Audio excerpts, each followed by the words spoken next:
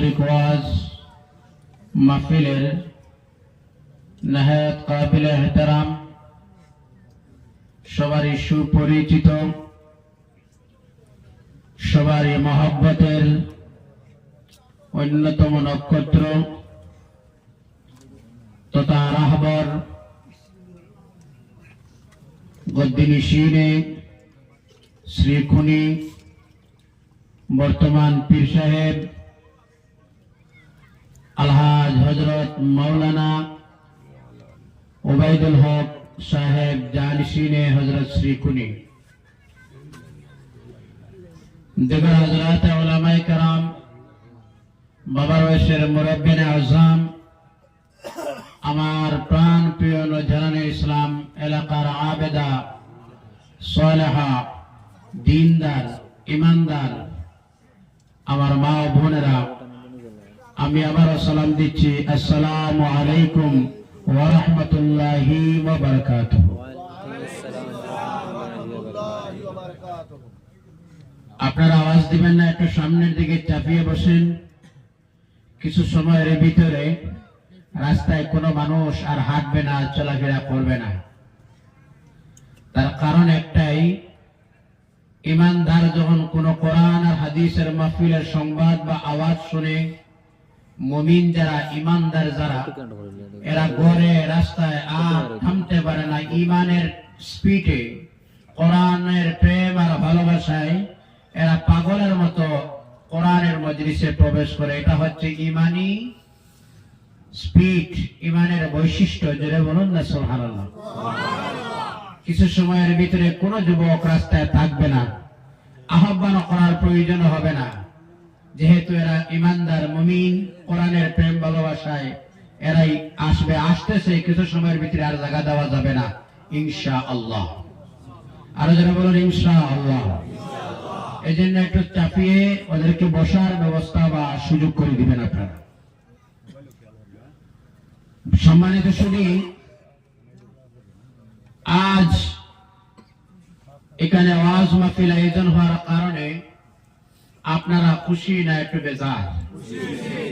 আমার প্রিয় বন্ধু যুব সমাজ, আপনাদের কাছ থেকে একটু উচ্চ আওয়াজ চাই, খুশি না বেজার? যিনি আসার, বসার, আলোচনা করার সুযোগ দিলেন তিনি কে? আল্লাহ। একটু জোরে বলুন না, তিনি কে? তিনি আমার খালিক, তিনি আমার মাউতের মালিক, তিনি আমার হায়াতের মালিক, তিনি আমার রব, তিনি আমার আল্লাহ। জোরে বলুন সুবহানাল্লাহ।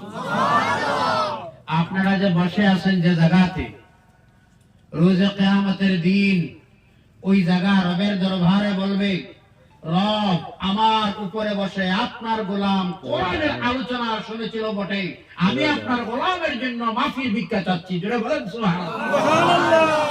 এই জায়গায় যে বসে আছেন আপনারা, কিয়ামতের দিন ওই জায়গা আপনারা আমার বসে কোরআন আর হাদিসের আলোচনা করা আর আলোচনা শোনার সাক্ষী দিবে কিনা? জোরে বলেন, দিবে কিনা? এই জন্য রাস্তায় বসবেন না, মাহফিলে আসেন, রাস্তায় হাঁটবেন না। ওয়াজ তো আর প্রতিদিন হয় না। বসেন, একটু সময় বসবেন। এই বসা হয়তো কিয়ামতের দিন আল্লাহ নাজাতের ওসিলা করে দিতে পারে। আমরা দোয়া চাই আল্লাহর কাছে, ভিক্ষা চাই রবের কাছে, রব সামান্য সময় বসে আলোচনা শোনা আমাদের সকলের জন্য যেন আল্লাহ নাজাতের ওসিলা করে দেয়। বলুন আল্লাহুম্মা আমিন। সম্মানিত শুধু এখানে আমাকে যে বিষয় দেওয়া হয়েছে, রহমাতুল আলামিন নবী মুহাম্মদ আরবি সাল্লাল্লাহু আলাইহি সাল্লামের জীবন আদর্শ, সাহাবায়ে কেরামদের জীবন আদর্শ, এই দুইটা দিক দিয়ে আপনাদের সামনে আমি আলোচনা করব। শুনবেন আপনারা? আলোচনার চ্যাপ্টার হেডিংটা বলে দিচ্ছি আপনাদের কাছে। তো আমি বলি, আমার ইচ্ছা হয় যে জায়গায় আলোচনা হয় বিষয়টা সিলেক্টেড যদি হয়ে যায় তখন ভালো হয়। শ্রোতা যারা, যেহেতু একটা বিষয়ের উপরে বারবার আলোচনা না শুনে, এটা ক্লাস চলতেছে, কথা বলুন ঠিক কিনা? আমার সাবজেক্টই হলো রাসূল সাল্লাল্লাহু আলাইহি সাল্লামের জীবন আদর্শ, সাহাবায়ে কেরামদের জীবন আদর্শ নিয়ে আপনাদের সামনে আমি আলোচনা করব। আচ্ছা বলুন তো, রাসূল এবং সাহাবায়ে কেরামদের জীবন আদর্শ নিয়ে আলোচনা করার রিজন কি? কেন করতে হবে? তার মধ্যে দুইটা কারণ। কয়টা কারণ? সাহাবায়ে কেরামদের আলোচনা শুনলে ঈমান তাজা হয়। সুবহানাল্লাহ বলবেন। যুবক, বুঝলাম না ওই জীবনের কতটুকু মূল্য যে ইসলামের জন্য সাহাবায়ে কেরামরা নিজের মাসুম ছোট ছোট সন্তানদেরকে এতিম করে দিলেন। আল্লাহু আকবার বলবেন না? আল্লাহু আকবার। স্ত্রীদেরকে বিধবা করে দিলেন। বাচ্চারা পিছনে ডাকছে আব্বা আব্বা আব্বা। দিনের জন্য বাবা সন্তানের দিকে দেখলেন না, দিনের জন্য চলে গেলেন। জোরে বলুন আল্লাহু আকবার। যুবক, সেই চেতনা, সেই আওয়াজটা কি এখনো আসবে না? আজ আমি বলবো ইসলামের আদর্শ কি ছিল। একটু আলোচনার দিক দিয়া রাসূল সাল্লাল্লাহু আলাইহি সাল্লামের জীবন আদর্শের মধ্যে ডুববে, সাহাবায়ে কেরামদের জীবন আদর্শের মধ্যে ডুববে। আপনারা এই বিষয়ের উপরে আলোচনা শুনতে রাজি আছেন? আপনারা আরো জোরে বলতে হবে, রাজি আছেন আপনারা? এই জীবন আদর্শ শুনলে দ্বিতীয় ফায়দা কি হয় জানেন? আজ ইমানদার যারা এখানে আমরা যারা বসে আছি, আমার রাসূল সাল্লাল্লাহু আলাইহি সাল্লামের আদর্শ শুনিয়া এই খোদার মনের মধ্যে আমরা জাগ্রত হয়, আবার আমার নবী দিনের জন্য কি করলেন। যুবক, যে রাসূল আরশের জায়গা চাইলেন না, যে রাসূল সাল্লাল্লাহু আলাইহি সাল্লাম উম্মতের মায়ায় কিয়ামতের দিন যখন সব শেষ হয়ে যাবে, আল্লাহ অনার দিবেন যখন, যাও মালাইকা আমার রাসূলকে তুলিয়ে আনো। বলবেন কোন জায়গায়? যাই হোক, যে জায়গায় গিয়ে রাসূল সাল্লাল্লাহু আলাইহি সাল্লামে পাওয়া যাবে, একটা আওয়াজ তুমি শুনবা, এই জায়গায় গেলে উম্মতি উম্মতি উম্মতি শব্দ বাইর হয়। এই জায়গাতে আমার দয়াল হাবিব, দয়াল নবীজি আছেন। যেটা বলুন সুবহানাল্লাহ। যুবক, একটা আওয়াজ দিয়ে বলো না সুবহানাল্লাহ। রাসূল সাল্লাল্লাহু আলাইহি সাল্লাম বলবেন সব শেষ করে আমার কাছে আসলে, বলে না, আল্লাহ রাব্বুল আলামিন হাবিবের সান্ত্বনা দিবেন। আল্লাহ রাব্বুল আলামিনের হাবিব আপনার আমার দয়াল নবীজি সাল্লাল্লাহু আলাইহি ওয়াসাল্লাম প্রশ্ন করবেন, ও জিবরাইল, ও মিকাইল, ও ফেরেশতারা রে, আমি আর কিছুই চাই না, আমার উম্মত কোথায় আছে আমার প্রথমে সংবাদ শোনাও। আল্লাহু আকবার।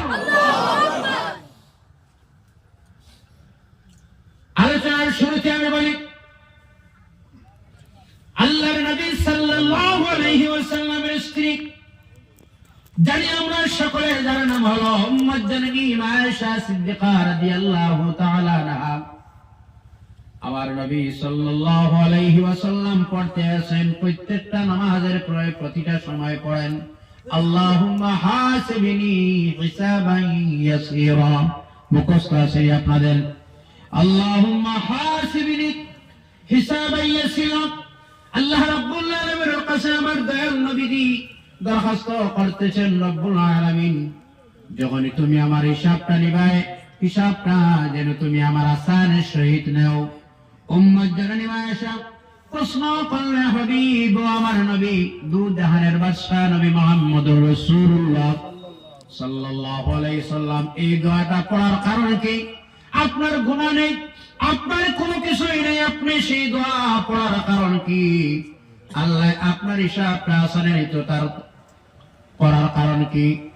আল্লাহর নবী সাল্লাল্লাহু আলাইহি ওয়াসাল্লাম জবাব দেন, না সরে তুমি শোনো, আমি ওই দোয়াটা বেশি বেশি করে পড়ার কারণে আল্লাহ রাব্বুল আলামিন আমার গোটা উম্মতের হিসাবটারে যেন আল্লাহ আসান করে নেয়। জোরে বলেন সুবহানাল্লাহ। আল্লাহু আকবার। গোটা উম্মতের হিসাবটা যেন আসান করে। আমার জীবনবন্ধুরা শুনেন, আজ আমি আপনাদের সামনে আল্লাহ রাব্বুল আলামিনের পাক কালাম কোরআনুল কারীম থেকে যে আয়াতটা তেলাওয়াত করলাম, সেই আয়াতে মুবারাকার সামনে রাখিয়া আমার দয়াল নবীজি সাল্লাল্লাহু আলাইহি ওয়াসাল্লামের জীবন আদর্শ শোনার আগে শুনেন কি, আজ এই পৃথিবীর জমিনে মানুষ নানাভাবে ইসলামের পিছনে ষড়যন্ত্র করতেছে।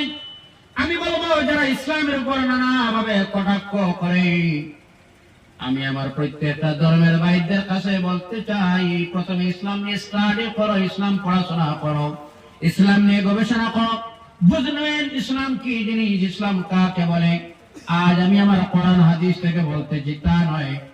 বিশ্বের মধ্যে যারা বিশ্বের মধ্যে গবেষণার মধ্যে ছিল, যারা বিশ্বের মধ্যে রিসার্চ করতো, গবেষণায় করতো, চিন্তা ভাবনায় করতো, ঘর বাড়ি এবার গান সমুদ্রে ভাঙ্গে দেয়, তার কারণটা কি? আল্লাহ রাব্বুল আলামিন কোরআন কারীমের মধ্যে বলেন, ওয়া আনতুমুল আলাউনা ইন কুনতুম মুমিনিন। আল্লাহ বলেন তোমরা ক্ষমতার মালিক, তোমরা চেয়ারে বসার মালিক যদি তোমরা ইমানদার হয়ে যাও, যদি তোমরা মুমিন হয়ে যাও। আল্লাহু আকবার। আমরা শুধুমাত্র নামে, প্রকৃত যদি মানুষ ইমানদার হয়ে যায়, মুমিন যদি হয়ে যায়, মুমিনের কিছু বৈশিষ্ট্য আছে।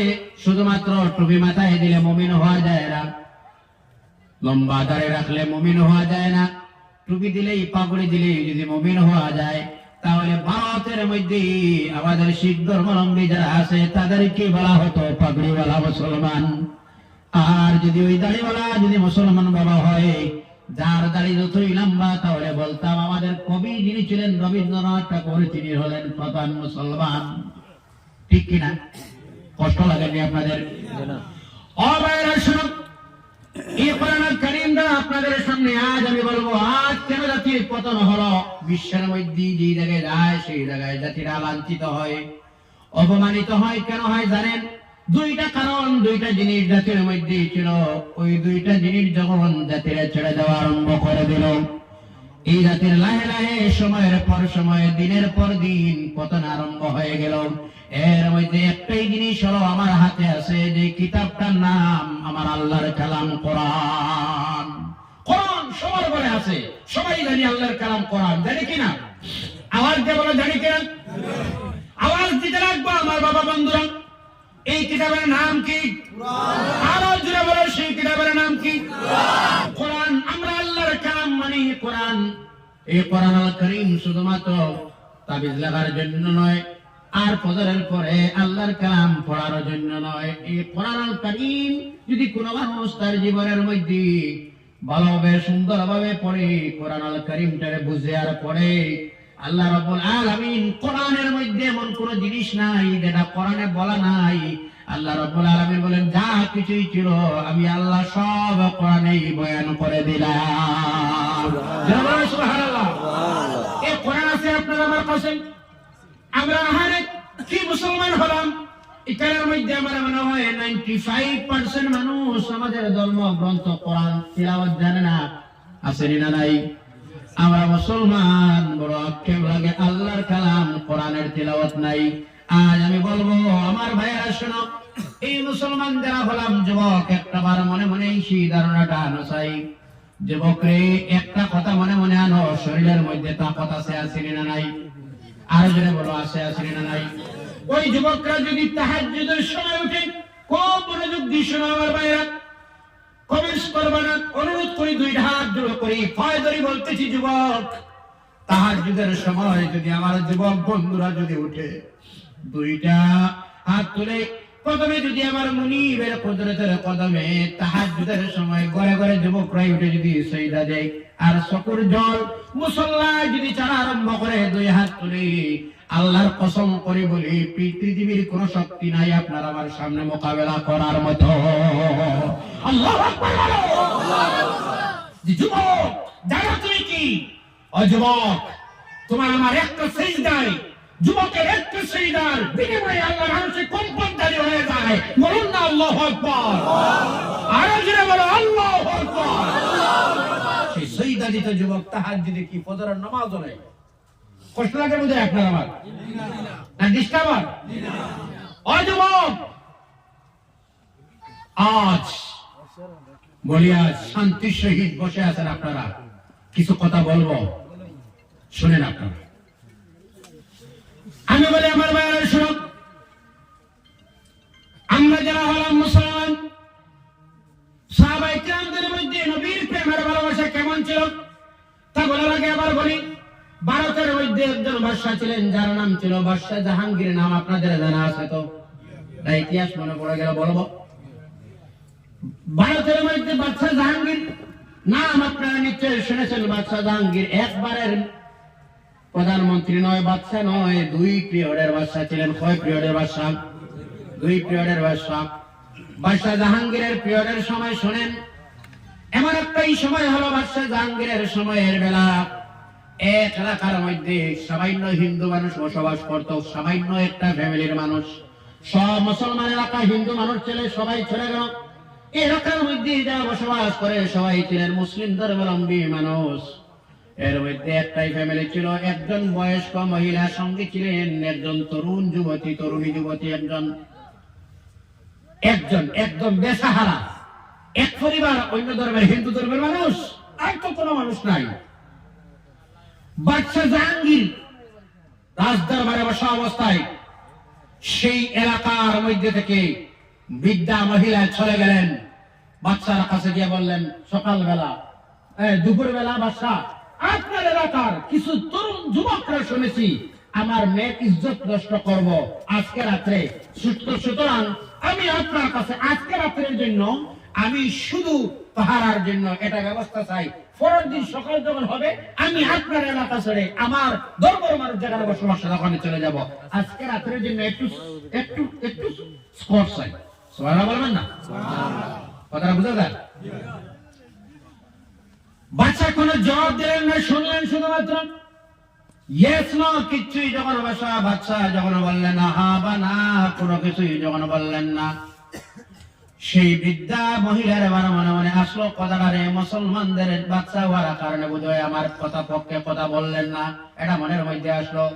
এবার মেয়ের হাতে ধরে বললেন, চলো মা, ঘরের মধ্যে চলে যাই, যা হয় দেখা যাবে সকালবেলা, কি হয় নসিবে যাস। মেয়েটা বৃদ্ধা মহিলার সঙ্গে এবার মেয়েটা নিয়ে চলে গেলেন। রাত্রির সময় সব ধর্মের মানুষ, যে কোনো ধর্মের মানুষ না কেন, সবার জীবনের মধ্যে ইজ্জত সম্মান আছে, আছে না নাই? আর জোরে বলো, আছে, আছে না নাই? সেই মা এবার চিন্তা করতেছেন, আহারে রাত তো হয়ে গেল, এলাকার থেকে যুবকরা এসে আমার মেয়েটার ইজ্জত যদি নষ্ট করে কে হবে?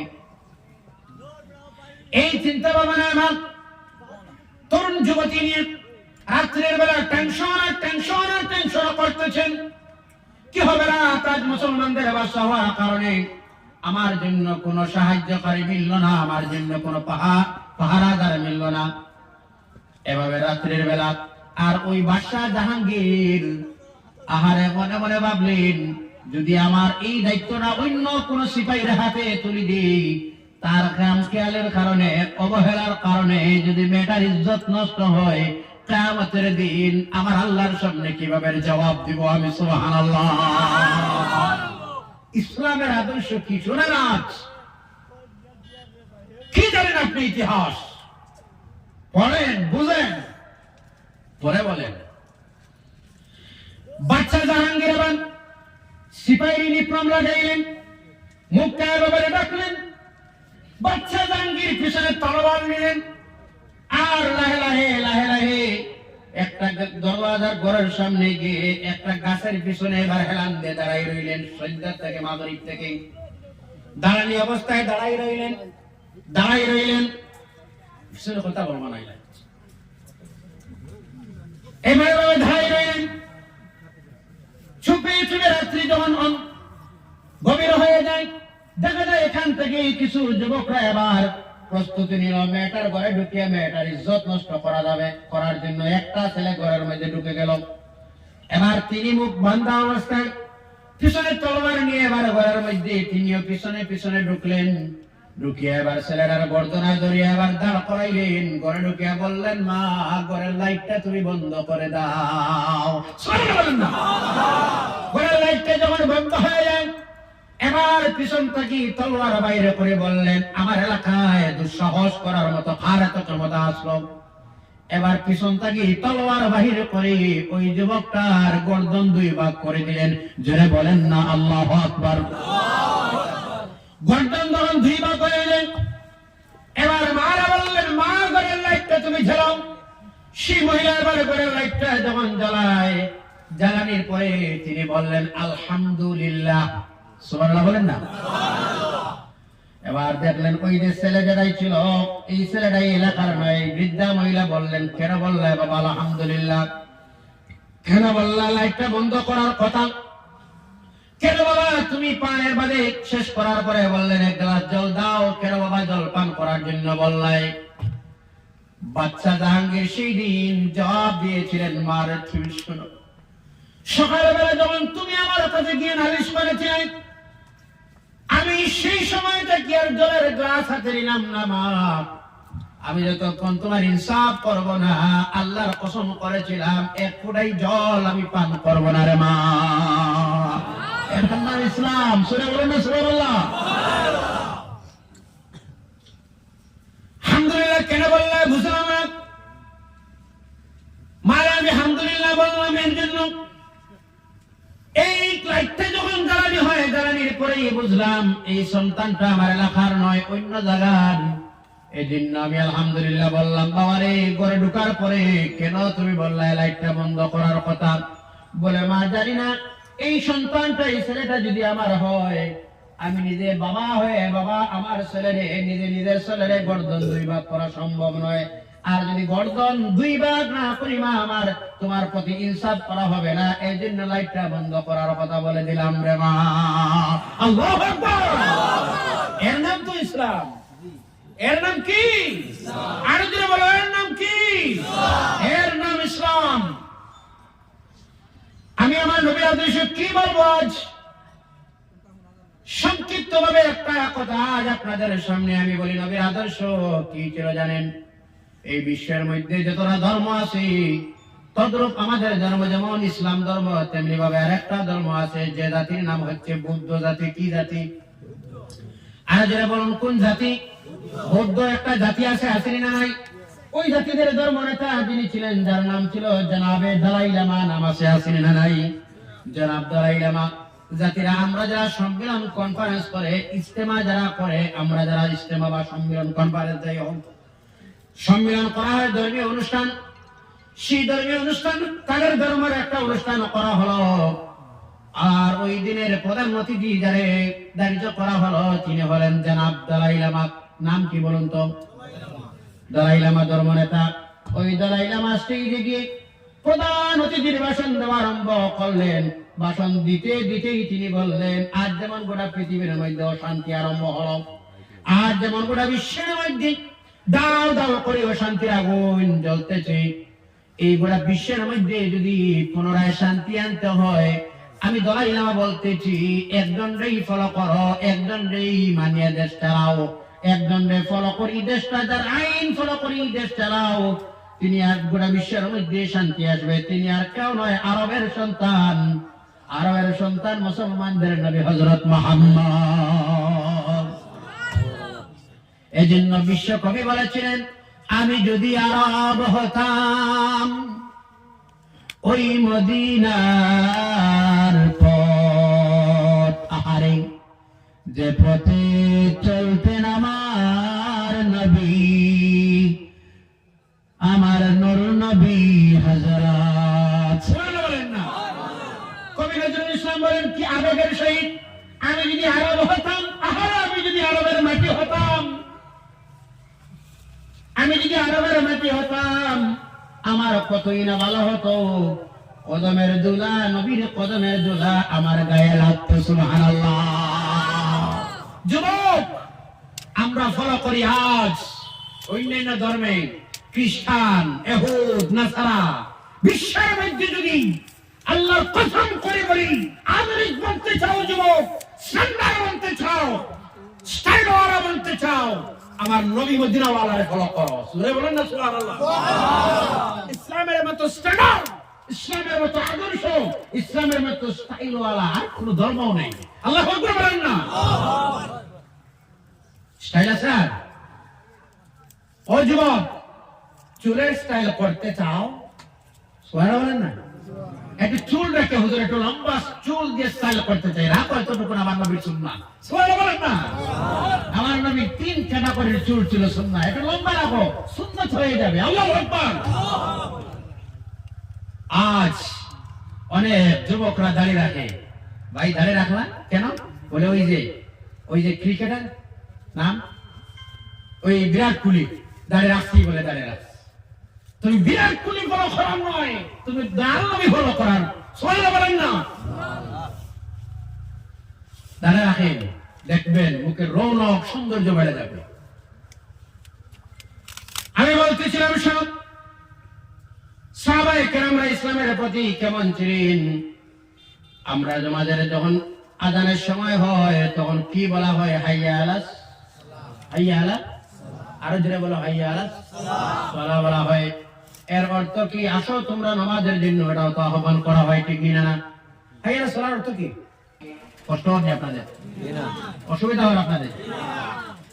বললাম না চাপিয়ে বসার জন্য, পিছনে মানুষ আসতেছে, বসার ব্যবস্থা দিবেন। ঠান্ডার মৌসুমে একটু চাপিয়ে বসলে তো আরাম না, কষ্ট লাগে আপনারা?